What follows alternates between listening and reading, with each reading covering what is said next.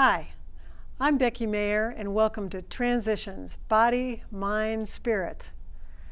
Today we're going to be talking about a journey to Peru, a journey of the heart, of the spirit, of the physical, using a medicinal plant to journey in the mind. And we have two guests who just recently came back from a few weeks in Peru, and they are here to tell us about their journey. In fact, there is so much to tell. This is going to be a two-part program, so make sure this is part one and you get to see part two. So I'm going to welcome our guests, David Thomas, Brian Strahin.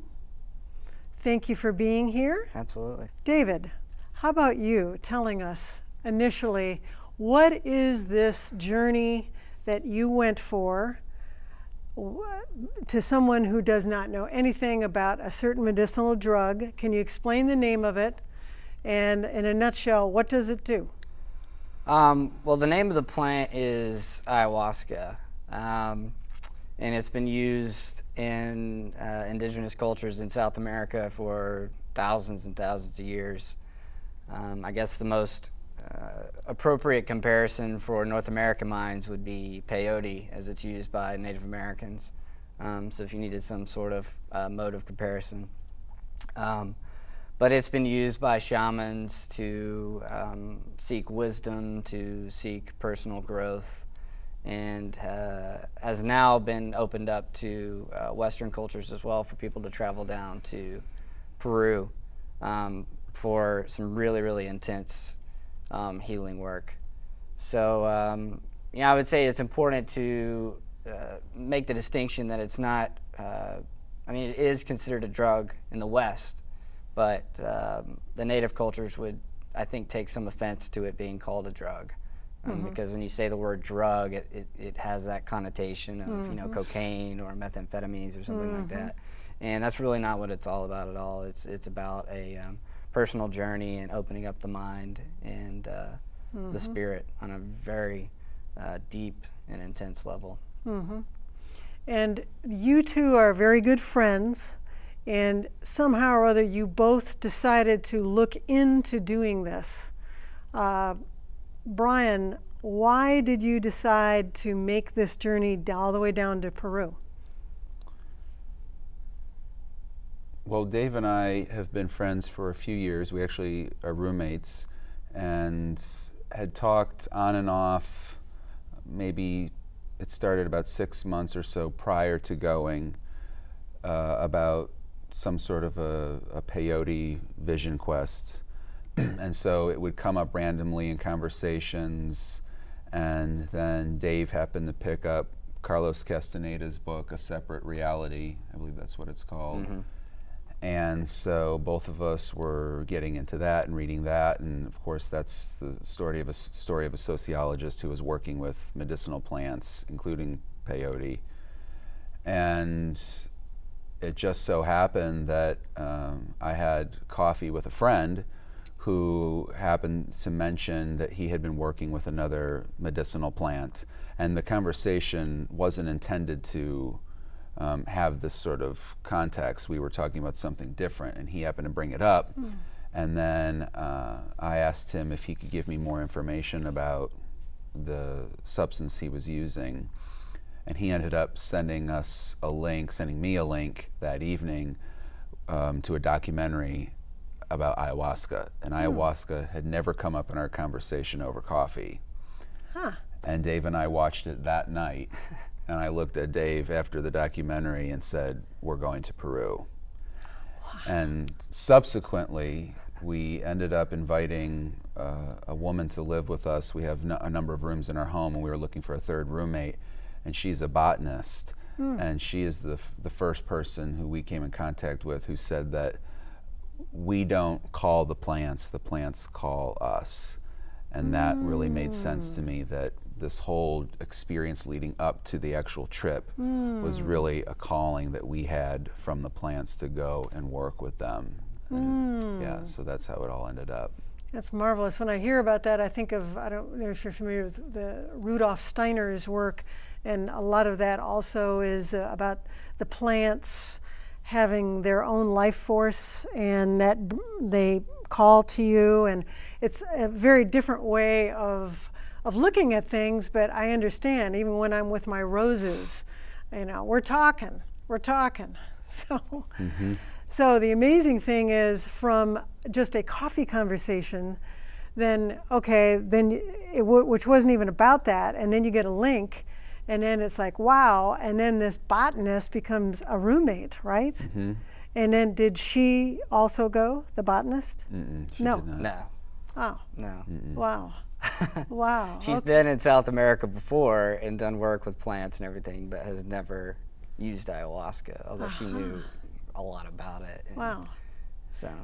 So was there, when the decision, it was like, okay, they're calling us, we need to go, and then how did that all things fall into place, or did they? Was it a hard struggle to figure out how do you get there and what do you do? And it wasn't actually a hard struggle. That's one of the amazing things about how this whole thing unfolded. It was just kind of like, everything that needed to happen happened. I, back in December, had this overwhelming feeling come over me that I needed to leave my job that I was at the time, and did leave in January to take time off and travel and do some seeking. This was before we had even heard about the possibility of going to Peru. And this was in the restaurant business, Right. I believe? Mm-hmm. Okay. And so, which can be obviously very stressful. I just needed a break. And so, when we saw this documentary, and it was kind of like, all right, well, we need to go to Peru. And so we did some research online and looked at a couple different places that we could go down to, and had a really, really good feeling about this particular place that we went to, called the Temple of the Way of Light. The Temple of the Way of Light? The Temple of the Way of Light. Okay. Yeah, if that's not an appropriate name for a shamanic temple. And so, we were looking at different dates, and it just so happened that these particular dates that we looked up lined up perfectly with Brian's spring break. Literally fell exactly within those dates. And of course, it's kind of like meant to be, you think? yeah, I would say that's not a stretch. And so, and I of course was not working, and so I said, all right, perfect, we'll do it. And interestingly enough, it sounds kind of crazy and impulsive in a lot of ways, in the retelling of it. I'm like, wow, we really, just kind of did that. But the sense was so strong that we needed to do this. It wasn't even, I remember saying to Brian on several occasions before we went down there, like, I've never been so sure that something was the right thing to do in my life. And it was so, like, this is so far off of the, beaten path, so to speak. And interestingly enough, when we were down in Peru, in conversations that we were having with other people down there, almost to a person, they had similar experiences that led them there. Somehow or another they stumbled across this idea of going to Peru, and then like the next day booked it. Wow, it was almost like a calling. Mm-hmm. The plants were calling something, some kind of inner something, meaning you just felt, I need to go and just do it.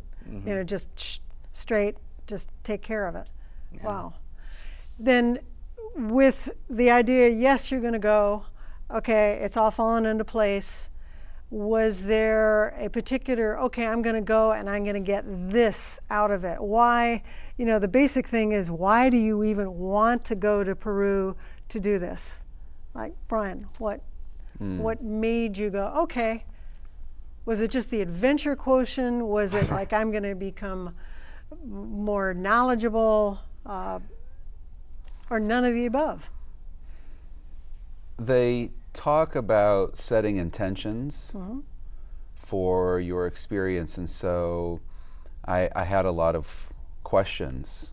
It really wasn't that I was going into it seeking something to change in me necessarily, as much as I was going in with questions about things related to my career path, and am I doing the right thing? Am I in the right place? Should I be doing something different? how I'm treating my body. Am I living in the right place? Am I living the right way? Am I living the way that I should be living? So it may sound ambiguous, but it was more of just this deep, visceral reaction to life circumstances. And I even remember telling Dave, I said, if we have to wait any longer than whatever it is, 2 weeks, let's say 2 weeks out, I said, if we had to wait any longer than 2 weeks, I don't think I could do it. The sensations became so strong that I had to be in this place to do this. I knew I had to go, but I didn't. Once I got there and I was in it, and they were saying, okay, tomorrow's the first ceremony, set your intentions. That's when I started to document in my journal what exactly I hope to get out of this. But I also had this sense that while I had intentions, and I can't remember what our facilitator called them, they weren't really intentions, but she referred to them by something else. I can't remember. That I also had this deep awareness that while I had ideas about what could happen, I knew that most likely it would be something completely different. And in many ways it was. So I was really hopeful that certain things would come out of it, but in the end, it actually ended up being something completely different. And it was a struggle for me in many ways to even let go and welcome the medicine into my being. And yeah, there was a lot of resistance in the beginning. So. And then, Dave, did you have intentions and I have a purpose and that's why I'm going and this is the reason? You know, my spiritual journey, I guess you want to call that, has been a lifetime in the making. I mean, I was raised fundamentalist Christian, and in a very rigid, legalistic environment, and ever since I was a little kid have struggled with, like Brian said, questions about religion, God, you know, all these different things. Ever since I was really, really little, had questioned what I was being told. I can remember even being a little kid wondering thinking to myself, this can't really be right. You know, this can't really be all there is. God can't really be this angry, vengeful being, you know. Angry and vengeful God. It just didn't seem right to you. No, it didn't jive with me. You know, and how can God be all love and, you know, all this stuff at the same time? And I just had a lot of questions. And my dad died at a very young age when I was 3 years old.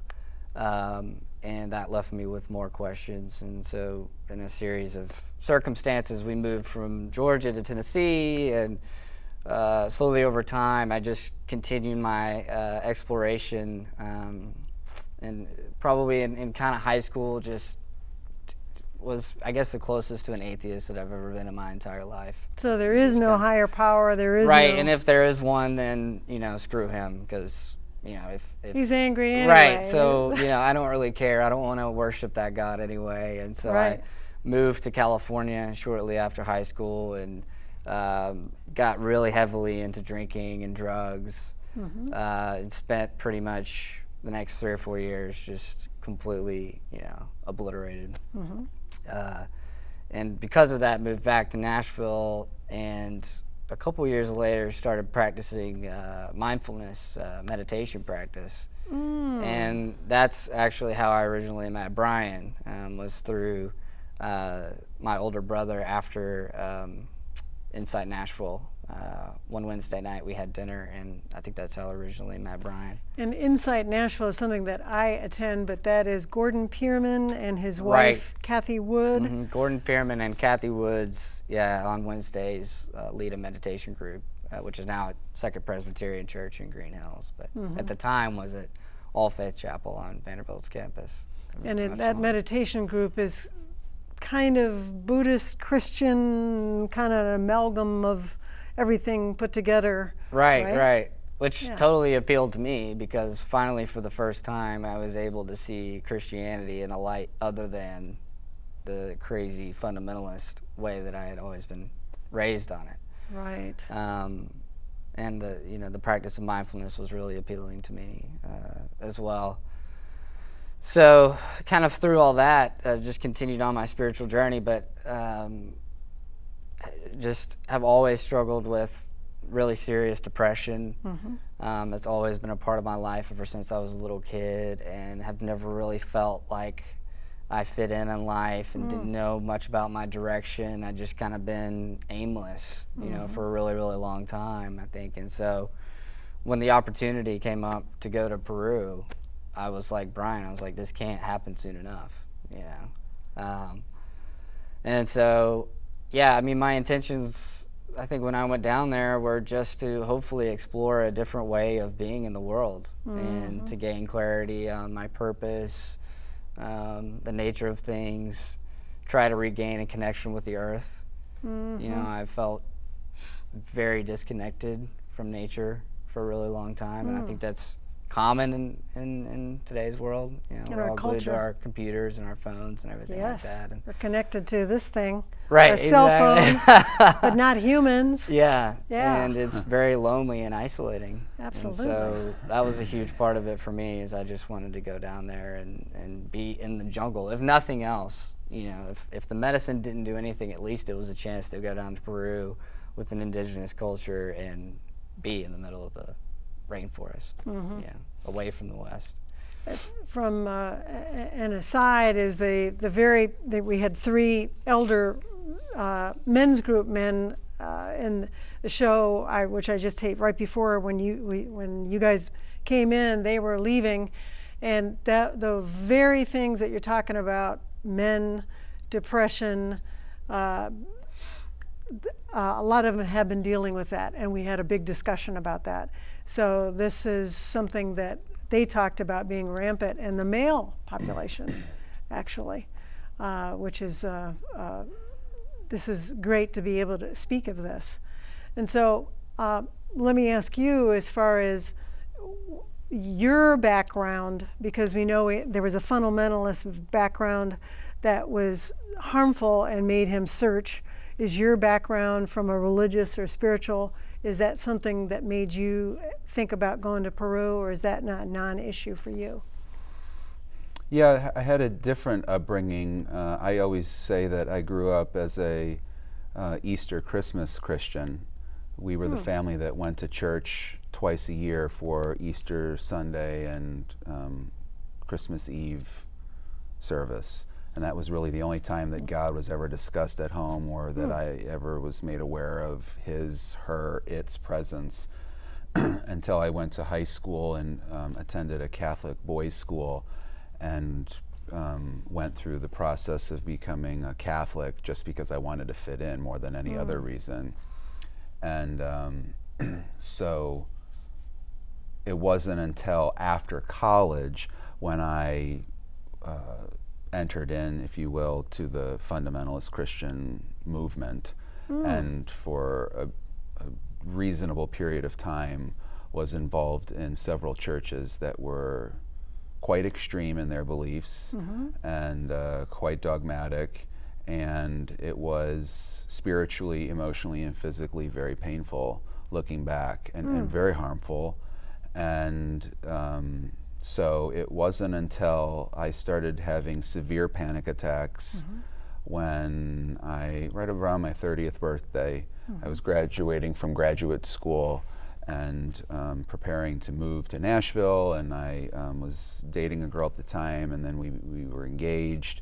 And so all of this going on in my life, coupled with the fundamentalist ideas in my head of life and death and God and Satan and evil and hell and heaven and all of this, it was just too much. And about a year into my marriage is when I started really having terrible panic attacks. And I was struggling in my marriage, which ended in divorce. But it was actually my ex-wife, who I'm still very close to, who said, why don't you go check out this meditation group on Vanderbilt's campus? Because I was seeing a psychologist and my family doctor in particular was suggesting I take Zoloft and or Xanax to help with the problem, in addition to seeing the psychologist, who was definitely more supportive of me steering away from the medications. But I just refused to take the pills to put a Band-Aid on what I knew was a much deeper issue in my life. And so that's when I started going to see Gordon and Kathy at their Wednesday night Sangha. Insight meditation group. Yes. There you go. And that was about 2.5 years ago. So it was right around that point when I made the break, if so to speak, from Christianity, generally speaking, to a world now where I'm just seeing things from a much different place. And what was beautiful about ayahuasca is, hearing Dave talk, I think what was a deeper question for me going into it was looking around at our culture and at the world, it's from a bigger picture, and asking, is this really it? Is this it? Meaning, being in Nashville, Tennessee, and looking at your cell phone, and is that it? Or that, and more just generally speaking, war and hate and evil and technology and medication and growth and development, and also feeling a deep desire to be more connected to the earth.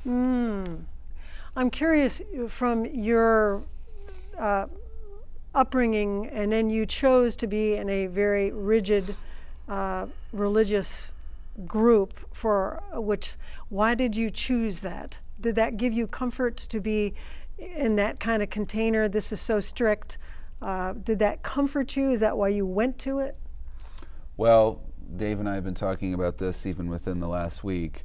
I think for the first time in my life, and I'm 34, a very close friend of mine, actually two of them, have been helping me to learn how to live from the neck down and really be invested in my heart, which I've been completely disconnected to my whole life. And whether it was through technology or through relationships or through drugs and alcohol or sex and pornography, whatever it was, I was totally disconnected from my own spirit. And it's only been probably within the last year and a half when I've really learned how to connect to that. So church and religion was an answer, an exterior answer to my deep-seated questions about my identity and my own faith. And ayahuasca helped me to reconnect with that.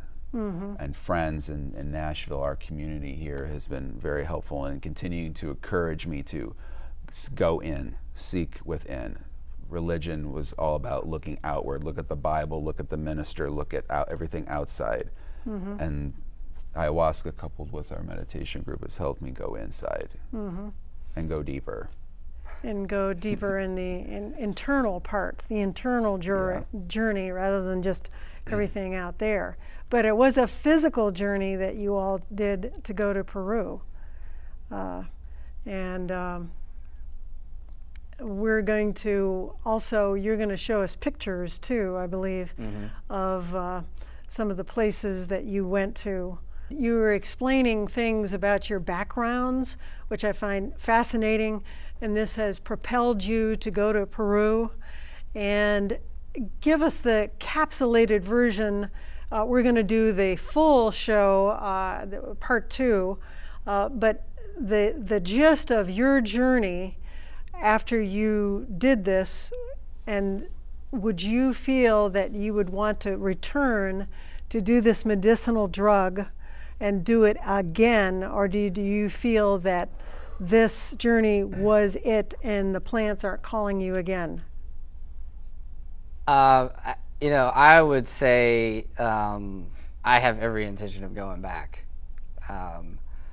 As intense and deep as it was, in all honesty, I mean, I feel like we just scratched the surface, really, of everything that there is to explore. And, whether it's ayahuasca or whether it's meditation or, something like that, I mean, it's all just a path, and so by no means and that was, maybe a misconception, I guess, is that, you go down there and you do it one time and then you're going to come back and everything's and you're like cured Skittles and rainbows. Yes. And it's not that way, so I absolutely, in fact, we've already talked about going back next year. So Okay. And then you feel that you would want to return also? Without question. Yeah, I know we've discussed even trying to set a date, and the summer of 2014 is looking quite attractive right now, maybe even sooner, spring of 2014. And we have a number of friends who've expressed interest, so we might have a little group going with us. But I do know that there are psychologists in this world, and that's the field that I'm in. I'm a counselor in town, a school counselor, but I definitely can appreciate the impact that this medicine can have on someone, and to be a part of, not the only thing, but a piece of someone's healing process. And so while I feel like an infant when it comes to my understanding and awareness of how this can fit into a medical model of healing and treatment, but I would definitely like to not only go myself because of the healing aspects of it, but also be a part of other people's journeys to go and seek healing through this particular modality, if that's what you want to call it. Yeah, so I'd love to do that as well. And it sounds like you are incorporating some of your friends to join you to get this healing plant and healing physical journey, because anytime you journey all the way to Peru, it's going to be, you know, a journey in itself, physical and mental and all. And it sounds like it's been very, very healing for you all. Is healing the right word? Yeah, I mean, healing, purging. I mean, you know, again, it's a part of a process. By no means would I call myself healed, but it was a huge step. A huge step. Wow. Well, David and Brian, thank you very much for being on this show. We do have a second show that will involve more detail on this amazing journey being with medicinal plants in Peru, and how these two gentlemen have been making many transitions in their life and are going to continue. So thank you both. Thank you. Thank you.